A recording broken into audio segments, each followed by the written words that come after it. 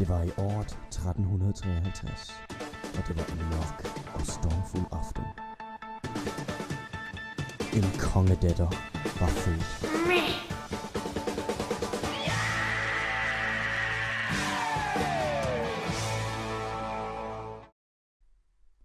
Da Margrethe fyldte 6 år, blev hun forlovet med den 18-årige Håkon af Sverige.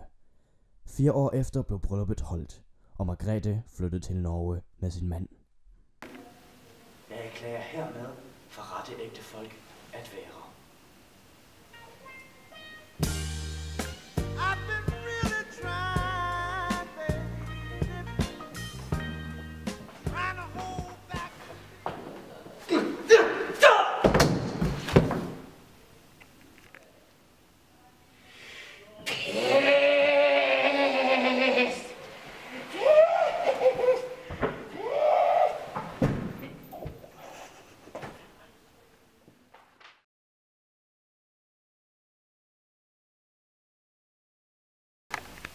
Deres højhed. Nu er det 9 måneder siden, du fødte din søn. Vil du ikke fortælle os lidt om det?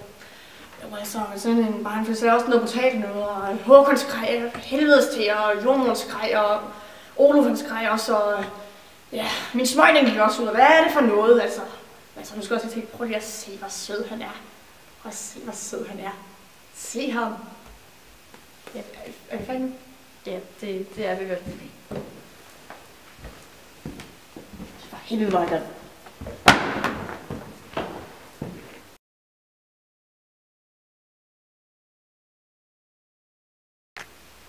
Olaf, Danmark er i sorg over kong Valdemars død.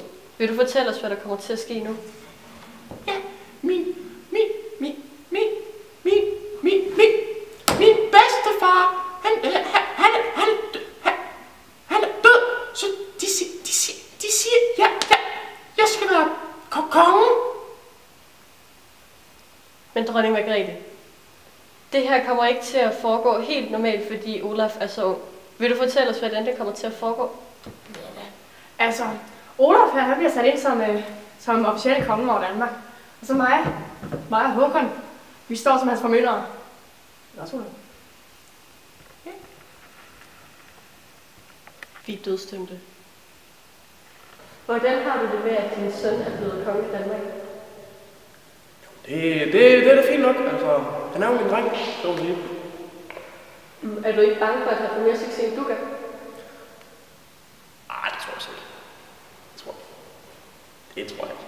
Jamen, hvordan har du med, at dronningen som en kvinde rent faktisk regerer Danmark lige nu?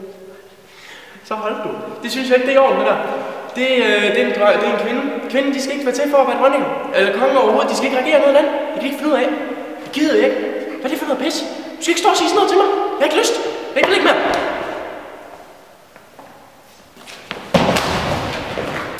Hey, hallo? Er du okay?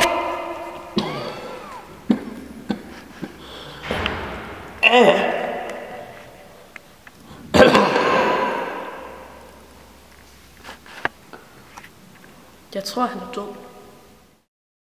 Man ved ikke, om dette var måden Håkon døde på, men eksperternes undersøgelse døde på det. Derefter blev den unge Olof også konge af Norge, stadig med sin moder som formynder. På den måde blev dronning Margrethe egentlig regent over Danmark og Norge. Altså ifølge Stratonfreden, som blev vedtaget i 1370, skal Skåne overdrages til Danmark i 1385, eftersom den årlige underholdning af Skåne Hotels skal afholdes i 1386.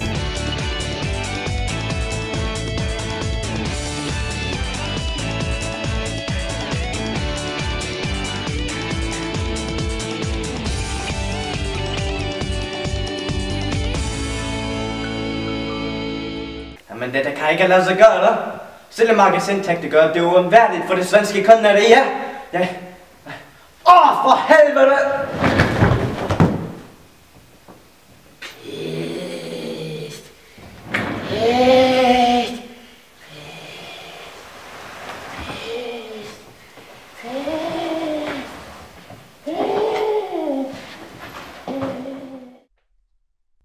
Dronningen skabte derudover fred i Sønderjylland, efter at have forenet Slesvig-Holstein hertugdømmerne.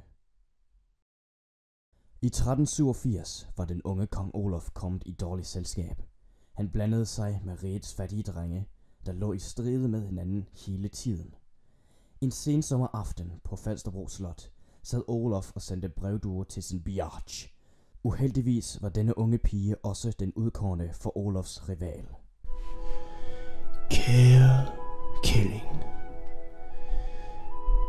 jeg savner dig og dine dejlige varme lår, der slår mod min svulmende, pestbefængte penis. Jeg glæder mig til, at vi en dag vil ligge i samme kane, som vi ligges sammen om natten.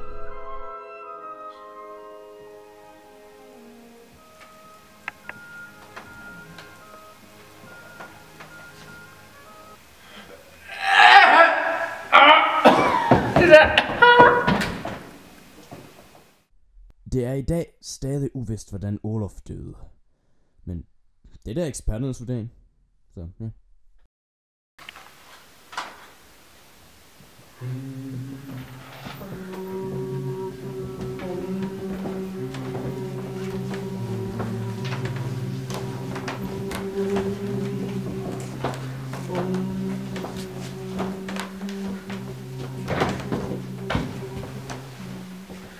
Vær man med på, at dronning Margrethe skal være dronning af Sverige. Con los terroristas.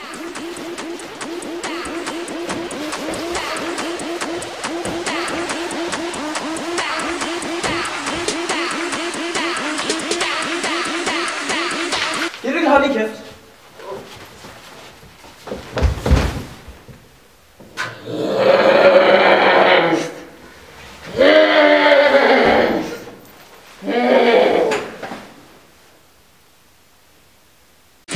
Harlem Shake.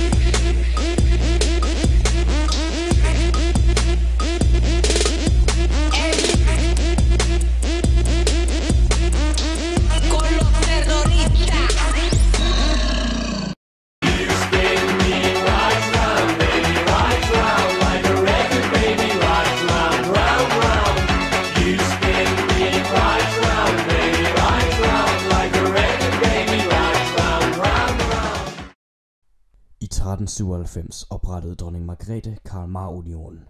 Hendes nevø Erik den 7. blev indsat som konge. Så er det vedtaget. Erik den 7. bliver sat ind som konge over Kalmarunionen. Danmark, Sverige og Norge bliver et monarki med landenes egne lovgivninger.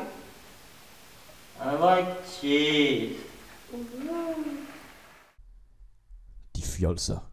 De vidste slet ikke, at Margrethe stadig havde enværdig magt. Kong Erik gav hende instrukser til ledelsen af union lige til hendes død. I året 1412, dronning Margrethe var taget til Slesvig-Holstein for at løse nogle stridigheder. Hvad hun og ingen andre vidste, var at denne rejse var hendes sidste.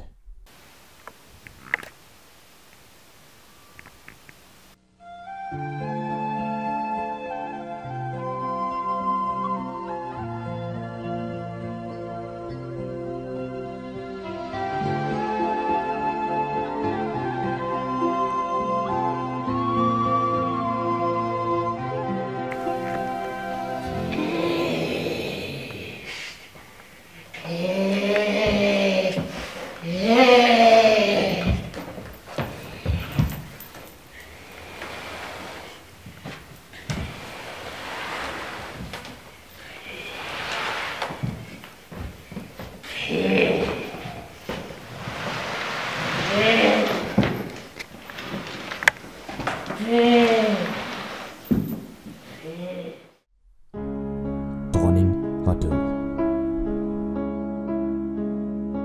Dronningens lig blev flyttet til Roskilde Domkirke, hvor en sarkofag blev opført af hende. Man kan stadig besøge hendes gravsted, og der efter hendes tid blev fortalt meget om hende og hendes bedrifter.